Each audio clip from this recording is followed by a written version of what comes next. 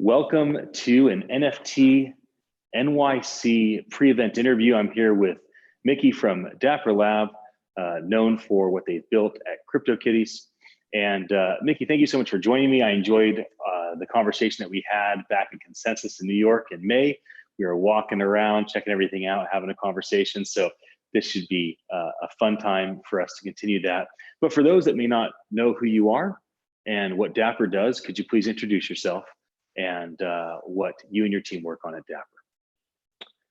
Yeah, so I'm Mickey Maher. I'm the head of platform partnerships and revenue. Dapper Labs was most notably known for creating CryptoKitties. So, we've had that success in the past, and that's led us down the path of a business taking a completely integrated approach to building mass consumer experiences on the blockchain, with CryptoKitties being the start. So we are building additional content, games, collectibles experiences through our game studio at Dapper Labs.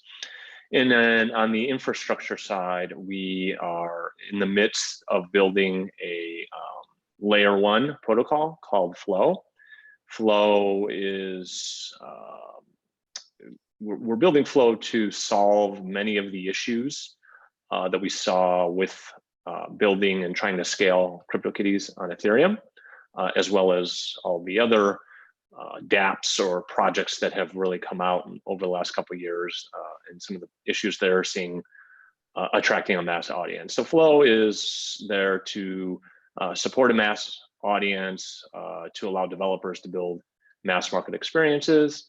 And then to round out the integrated approach to our business is we are also solving, I would say, the onboarding or middle layer between the games and the protocol level, addressing friction, addressing onboarding, addressing all the other pain points that one might say that prevents a normal everyday consumer or user from being onboarded to any of the existing blockchains. Well, thanks for the introduction. No problem. Dapper, what type of, because you lead revenue, right? That's your responsibility, is revenue from what I understand. Partnerships and revenue. That's right. Specifically right now, I'm working on the go-to-market from a partnership perspective for the Flow blockchain. Okay. So with that responsibility, who are the type of people or organizations that you're most interested in talking with that would maybe be prospects? Like, oh, this could be a great strategic partner. Oh, this could be a great client or a vendor. Like, give me a little insight in terms of, is it huge global 2000 brands that you guys are looking to connect with, or people that are just in the blockchain space? Like, give us a little insight in terms of what's on your radar. Yeah, there's a few things. Building out a protocol or a blockchain and then going to market with that blockchain is very much different than launching a product or a traditional software product. You're really launching an ecosystem from developers to tools providers to end users to content creators. So what we're doing is, with our own internal game studio, we've signed a couple different large world-class IPs that will be building games and experiences on top of Flow, leveraging these brands and these audiences to bring users to Flow.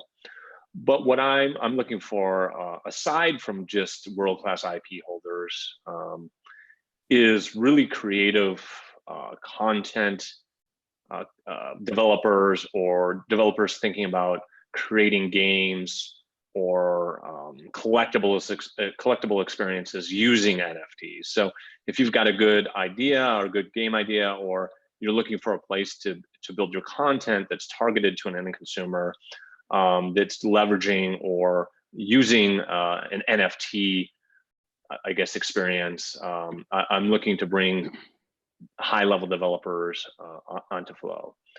while also building out the ecosystem, you need to be cognizant and aware of the different tools and tool providers that developers will need to be able to successfully engage and build things on Flow. So I'm also looking at different tool verticals and tool providers that could potentially build those tools for Flow, whether they've built tools for Ethereum previously or any smart contract blockchain previously, or they're new up and comers in the space that haven't chosen a blockchain to build on yet. I'm looking to speak to anyone that has a good idea or has a good team that could build these tools on Flow. And Flow is meant to be used by a partner or a client with or without your team's service and support. Like, is it a technology-enabled solution that's service-based, or is it just a software as a service out of the box? They don't need to talk to anybody at Dapper.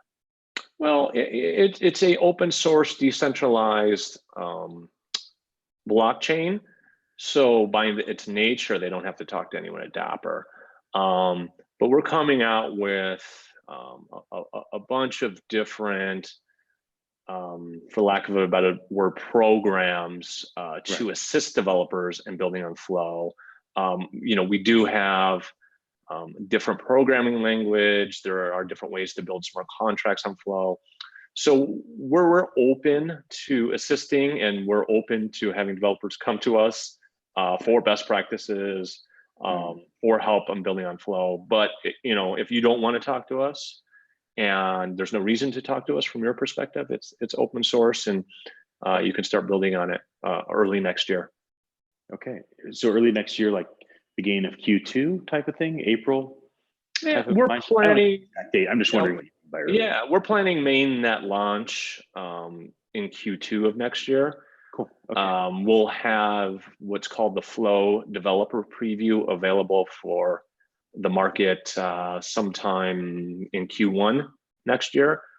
So at that point, developers will be able to build the first smart contracts, interact with the Flow code base for the first time. So developers can start building conceivably in Q1 of next year with preparation for launch sometime in Q2. Okay.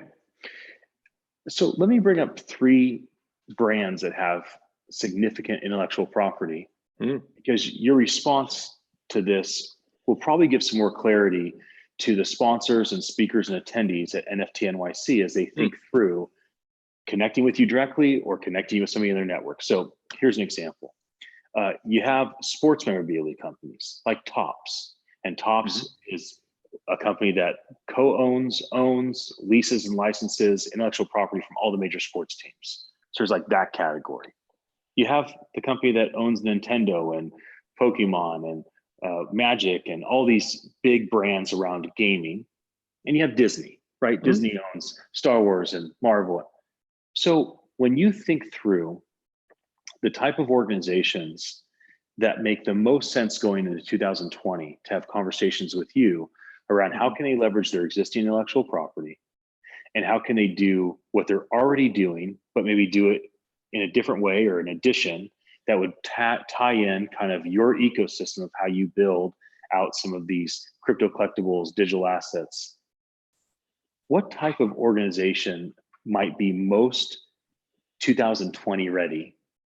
A Disney of all these huge brands, a gaming company, Nintendo, Pokemon, a sports memorabilia company like a Topps, or are they all basically equal opportunity in your mind at this point? Look, I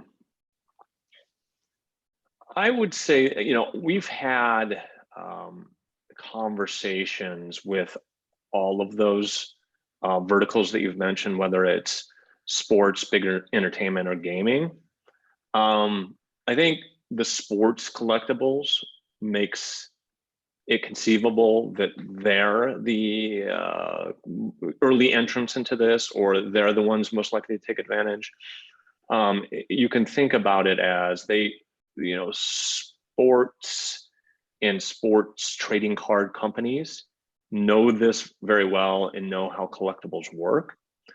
And what we can offer and what we can do is we can take it digitally, bring it to a mass audience, simultaneously, and then build different mechanics around collecting, right? So if you're collecting sports cards, it's just the nature of collecting and showcasing. But what we've proven with CryptoKitties is you can take an IP or a character, build a collectible experience around it, but then layer in game mechanics, things that make it engaging and fun to keep the users engaged and coming back. So sports collectibles, this is like the next gen of sports collectibles where, the nature of NFTs is they can mutate. The nature of doing it digital is that they can,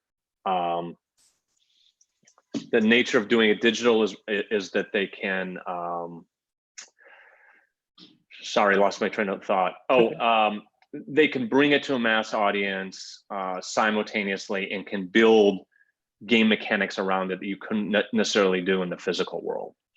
I would say this also holds true with large IP holders like Disney, Warner Brothers, et cetera, that have characters that want to get their IP distributed into different, millions of users of hands and take advantage of this new wave of gaming and collectibles experience. And I would say, knowing game companies like I do and looking at how, if you look at a blockchain as a new platform, new gaming platform that's launching, which I do, if you look at the way traditional gaming platforms have treated, if you look at the way traditional gaming companies have treated new gaming platforms in the past, the large incumbents are usually the slowest movers and move in late, and those platforms are traditionally made by indies or small creative studios that are more willing to be creative and try new platforms to build their business. So Exactly.